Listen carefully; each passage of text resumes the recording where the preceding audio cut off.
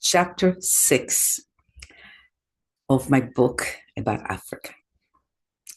How did I pass the first night in Benin? I remember my first night in my house there.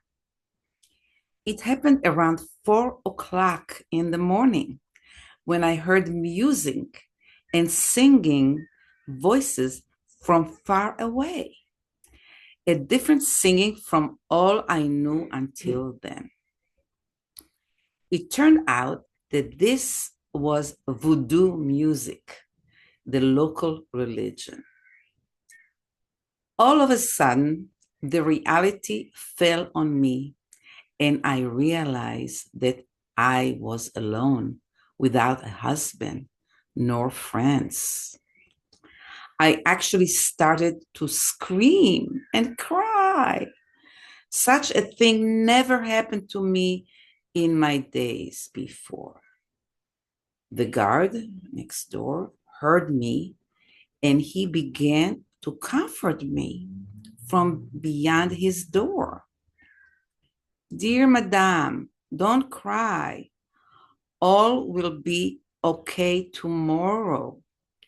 You will see what a beautiful city we have here. You will love it much.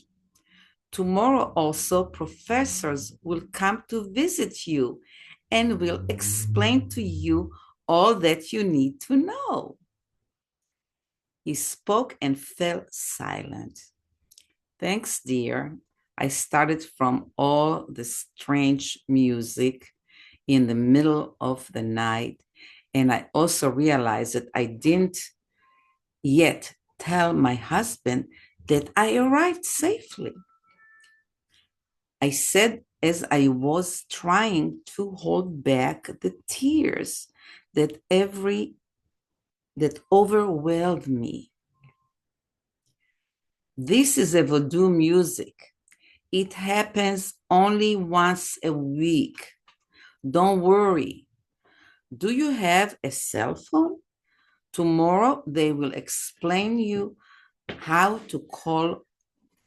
Also, in the institute, there they have a landline. It was nice to hear him, relaxing me, and I felt much better. The first mornings of my arrival, I exercised gymnastics with this guide. He enjoyed my friendship, and I was grateful for his support. Until I discovered that he was also a thief.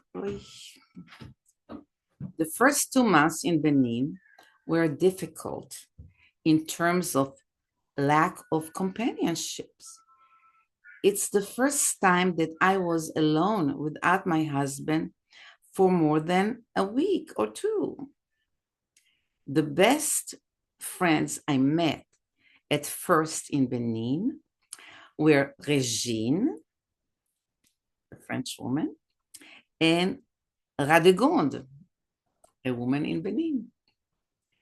A good friend like Sheila, my American friend, that I had in Chicago for years, was much missed. It takes time to build a good friendship. I was also missing a partner. I was surrounded by young men who reminded me how much I missed a man. Most people around me were not educated individuals, and it's good that a little by little I met nicer people.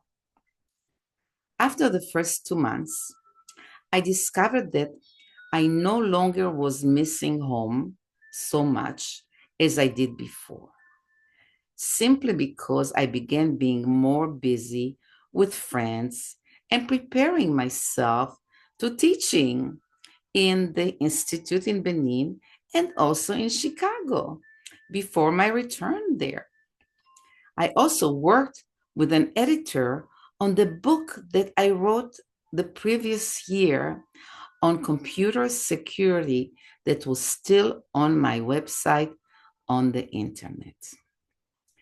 I began slowly every day to meet my French gendarmes neighbors and their wives.